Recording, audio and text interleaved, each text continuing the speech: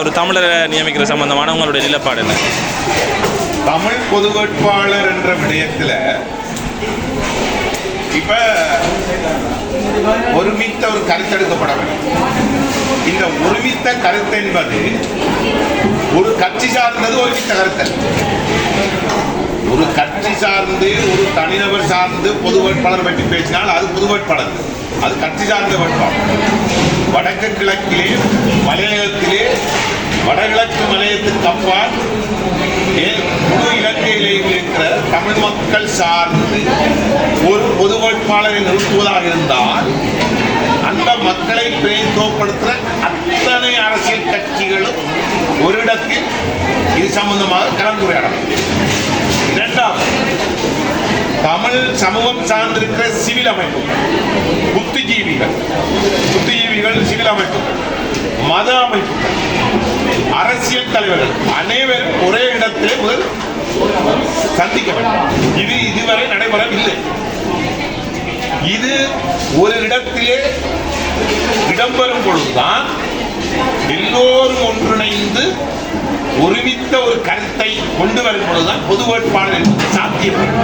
அதை விட்டுவிட்டு ஒரு கட்சிக்காரால் நான் ஒரு பொது வேட்பாளர் கொண்டு வரேன், அது பொது வேட்பாளர், அது கட்சி வேட்பாளர். நாட்டிலேயே ஜனாதிபதி தேர்தல் கேட்பதற்கு எல்லோருக்கும் உரிமை இருக்கிறது. அதுக்குரிய கட்டுப்பாடத்தை கட்டினால் அவர் கேட்கலாம், யாரும் கேட்கலாம், அது வரப்படும். தமிழ் மக்கள் ஒட்டுமொத்த இலங்கை தீவில் இருக்கிற தமிழ் மக்களை மையப்படுத்திய ஒரு பொது வேட்பாளரை போடுவதாக இருந்தால், நிறுத்துவதாக இருந்தால் இங்கு ஒரு கட்சி தீர்மானிக்க முடியாது, ஒரு எம்பி தீர்மானிக்க முடியாது. சிலர் சொல்றார்கள், நாங்கள் அண்மையில் பார்த்தோன்னா ஒரு அணி இங்கே வந்து தமிழ் தேசிய பரப்பில் இருக்கிற 8 ஓட்டோ ஒரு 4-5 பேரை கூப்பிட்டு 4-5 கட்சி பிரிவுகளை கூப்பிட்டு பொது வேட்பாளர் பற்றி பேசுறாங்க. எங்களை பார்த்தா சைனாக்கான மாதிரியா தெரியும்? எங்களுக்கு தமிழ் தேசியம் இல்லையா? எங்களோட குடும்பத்துக்குள்ளேயே 3 மாவீரர் இருக்கான், முன்னாள் போராளி இருக்கான்.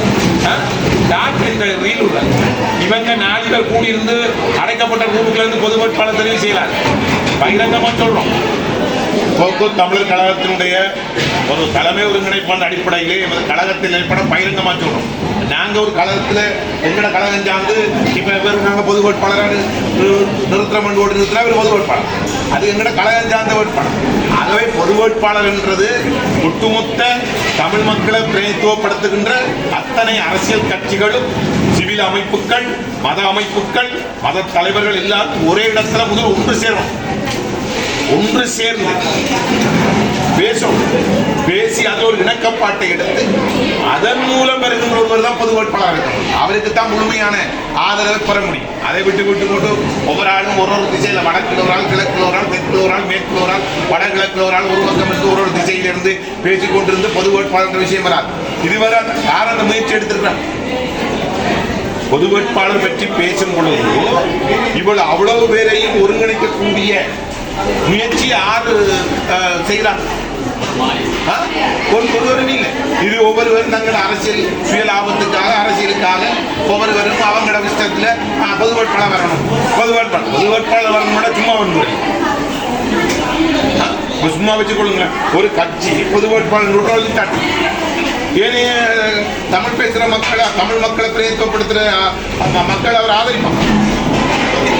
அப்ப எல்லாராலையும் ஏற்றுக்கொள்ளக்கூடிய ஒரு பொது வேட்பாளர் வர வேண்டுமானால் நான் தெளிவாக உலகத்துக்கு சொல்றேன், இலங்கை தீவில் இருக்கிற தமிழ் மக்களை பிரதிநிதித்துவப்படுற அத்தனை அரசியல் கட்சிகளும் ஒரு மேசைக்கு வரும். இலங்கை தீவில் இருக்கிற அத்தனை தமிழ் மக்கள் சார்பான சிவில் அமைப்புகள் ஒரு மேசைக்கு வரும். இலங்கை தீவில் இருக்கிற தமிழ் மக்கள் சார்பாக இருக்கிற மத தலைவர்கள் ஒரு மேசைக்கு வந்து ஒரு நிமிடம் கருத்து அதுல இருந்து ஒரு பொது வேட்பாளர் தெரியும். அவருக்கு பேர் தான் பொது வேட்பாளர். அது விளங்காமே சிலர் காட்சி கொண்டு அவை சட்டப்படி முறைப்படி வினாய் வைத்து பெற வேண்டும். பாராளுமன்ற தேர்தலுக்கு காலம் இருக்கு.